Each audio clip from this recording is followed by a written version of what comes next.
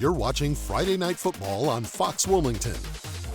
Sponsored by Browning Tire and Auto. Students are back in school and Friday Night Football is back for Week 2 action.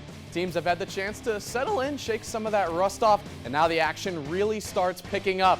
This is Friday Night Football. I'm Connor Smith. We've got lots of highlights and scores to get to, so let's get right into it. Let's get this party started in Fayetteville. Hoggard making their first road trip of the season to Jack Britt. Vikings coming off an impressive win last week. Hoggard up 7. Matthew Boring actually excited this time. Desmond Durant on the slant over the middle. 35-21 Vikings. Fourth quarter, Buccaneers punt. Rayshawn Williams, you cannot kick to this man because he likes to fly. Look at him breeze past everyone for the house call. 44-21 Hoggard at that point. So surely this game is over, right? Well, not so fast. Britt scores twice to pull within 10. Hoggard running out the clock, but Jason Auricula is stripped. Amorian Towns takes it all the way back for the touchdown. 44-40 at this point. Craig Underwood says, what is happening? But Hoggard recovers the onside kick and runs out the clock. They win an absolute barn burner, 44-40. They have another big one next week, back on Shipyard Boulevard against Powerhouse Clayton. Let's hear from Coach Underwood after the win. The road test early, I think, is a really important one for any football team. So, Jack Britt, Coach Randolph, they do a great job. Gave us a great road test tonight, and just really proud we came out on top. Got a lot of stuff to fix, but proud of the effort. New Hanover also on the road in Week 2 at Purnell Sweat. The Cats got trounced at home in Week 1. How are they going to pick out in Week 2? Well, they're running fast out of the gate. Tony Clark Nelson breaking ankles, breaking tackles all the way. A 35-yard touchdown. He's showing off some nice moves right there. Cats up 7-0. Second quarter, quarterback Tenari Johnson, the swing pass to Amir Frazier. He shows off his jets and moves of his own. A gain of 40, and he is down all the way at the 10-yard line. On the next play, Giovanni Webb will not be denied. A 10-yard touchdown, and the Cats up 14-0 at that point, and they secure a dominant win, 41-0. Congrats to John Fuller, his first career win as head coach. New Hanover back at Legion Stadium in 7 days against Carolina Forest. Let's get back over to Fayetteville now. Ashley's Screaming Eagles hoping for win number 1 tonight on the road at E.E. Smith. Eagles got the ball first. Quarterback Carter Crowell slings it out to Josiah Jones. The first down all the way into the red zone. Later on the drive, Crowell tries a similar pass, but E.E. Smith's Jayon Elliott jumps the route, picks it off, and he is gone for 6. Ashley's offense struggling to get going. They're back out on the field after the score. Crowell drops back but is sacked. Castle Crookshank gets him for the big loss. And E.E. Smith looking sharp. We go into the second quarter of this one. Quarterback Nick Smith drops back, rolls to his right, reverses field, showing off all the moves. He throws it deep into the back of the end zone, snatched out of the air by Ethan Butler for 6. Tough break for Ashley and another tough loss for them, 19-17. They're back at home next week against Scotland. Hopefully some home cooking will get them in the win column. All right, back in Wilmington now. Laney hosting Gardner. First game in Bucktown this year for Laney, and first game in Bucktown for new head coach Steve Brooks. He's getting the crowd fired up before this one. First quarter, Christian Ormandy slinging it over to Allen Davis. He secures it off of the deflection. What a grab. Gardner's up 7-0 early. Laney with the answer. Quarterback Ryan Gallagher connects with Nico Warren. That is a house call. And we are all tied up at 7. What a play. Bucks sidelines got some energy. The offense right back at it. Ellis Williams shows off the Jets. He's taking this one all the way inside the 10-yard line.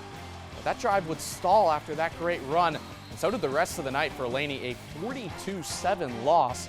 They fall for the second week in a row. They're back on the road next week in Greenville at J.H. Rose.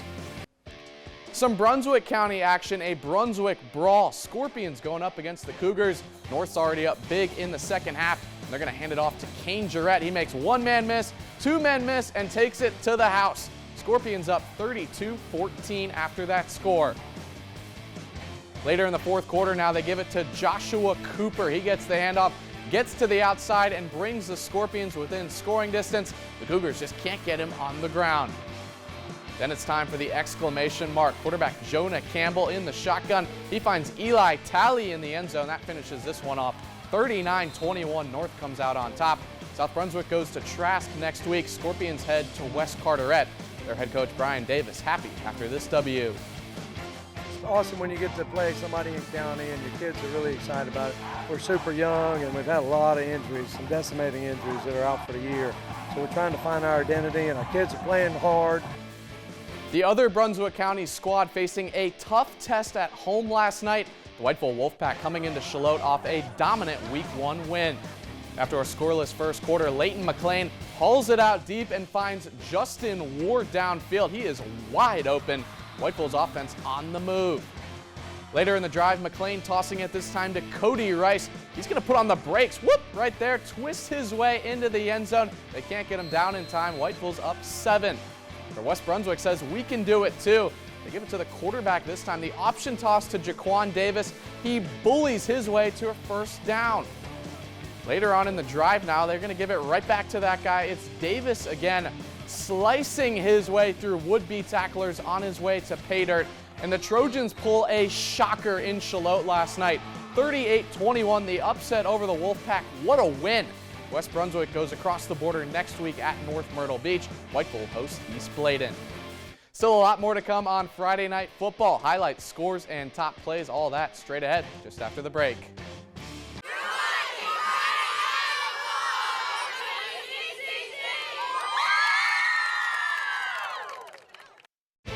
All right, welcome back to Friday Night Football. Let's get you to Elizabethtown. The Battle of Bladen last night, East versus West.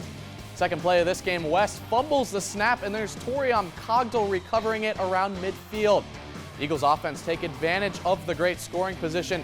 Keyshawn Kemp punching it in on 4th and goal from the 1.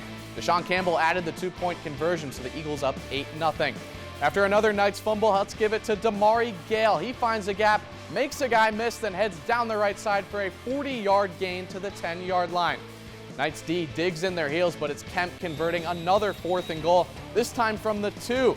Conversion no good, but East leading 14-0 in the first, and they notch the rivalry dub, 26-zip the final. Eagles have their game of the year next week at home against Whiteville. That should be a fun one. West Bladen matches up with West Columbus. In the Swamp, East Columbus hosting Trask. Both of these teams looking for their first wins of the season. The Gators will get off to a good start. Dawson Crosby takes the snap. This throw is tipped in the air, but then it is caught by Kendall Thurman for the first down. The sophomore in the right place at the right time. A few plays later, the Titans D would lock in. 3rd down now for East Columbus. Crosby looking for his receiver downfield, and this one's going to get picked off by Damon Moore, and that won't be the last time you hear his name tonight. Titans would soon capitalize. Trey Pattenroth hands off to Jason Henry. He bounces it outside, splits the defender, and gets in for the score. Titans up 6-0 after missing the extra point. Gators offense now trying to get something going. Crosby again trying to launch this one deep. And again, it's Damon Moore coming out with the pick. He outmuscles the receiver for his second INT of the game. Titans get their first win of the season and a comfortable one last night. 37-0 the final. East Columbus goes to Chatham Central for Week 3. Trask will play South Brunswick. More action from Columbus County. West going on the road to Tabor City to take on South Columbus. Let's get this one started in the second quarter. South up by 1. Easton McPherson takes it left, dekes a man, and scores. Already his second score of the night at this point. Let's get to less than 20 seconds in the half now. The hook and ladder. What a play right there. Easton McPherson with his 3rd score of the night goes full extension for the touchdown. It's an early contender for Friday Night Football Play of the Year. West trying to answer in the 3rd. Aiden Scott spinning his way out of traffic. They just can't bring him down. He goes all the way for the touchdown. West Columbus trying to get back in this one, but right here they're going to fumble the return on the kickoff. It is scooped up.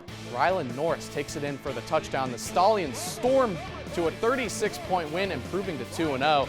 West Columbus heads to West Bladen next week, while South Columbus hosts Loris. That'll be another non-conference test for the Stallions. Pender Patriots with their home opener last night. The Pats took down West Bladen last week. Can they make it 2 in a row to start the year? Austin Deal under center, and he's going to roll to his left. Make a nice toss to Jaheim Lamb downfield. He absorbs the contact after making the grab. Pender is on the move. A few plays later, it's right back to Lamb. This time the handoff down the left side, and that is a touchdown. Pender up early and driving down the field again. This time they shove it in with the Patriot push. That's got a pretty nice ring to it. Pender D played their part as well. This play is blown dead. They get right to the quarterback, and really anytime Red Springs tried to move the ball downfield, they were punished. Patriots with the 8-point win. They improved to 2-0. Pender now they've got 2 weeks of rest before they're on bye. Then they'll host Wallace Rose Hill. And speaking of the Bulldogs, on the road at Kinston last night, Wallace lost to East Duplin in its season opener, and they get in the win column in week 2. First quarter, Kinston's got the ball. Genesis Wiggins-Stanks, he goes up the far side and in for the first score. That makes it 6-0 Kinston early.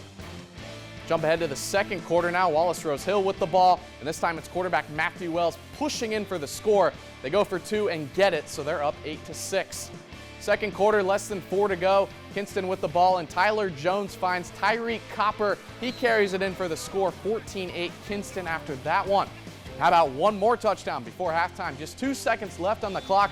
Jamari Lamb dives into the end zone for the touchdown. 16-14 Dogs at half, and this one turned out to be a real fun one. Wallace loses 26-24, a true nail-biter until the end. They head to Clinton next week.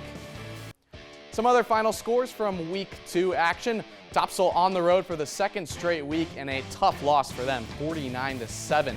Pirates have their home opener next week against Northside Jacksonville. How about East Duplin hosting Princeton, and another nice win for the Panthers, 42-20 the final at home. Dixon coming off a thrilling overtime win over Topsail a week ago. They make it 2 in a row tonight, a resounding 51-point road win.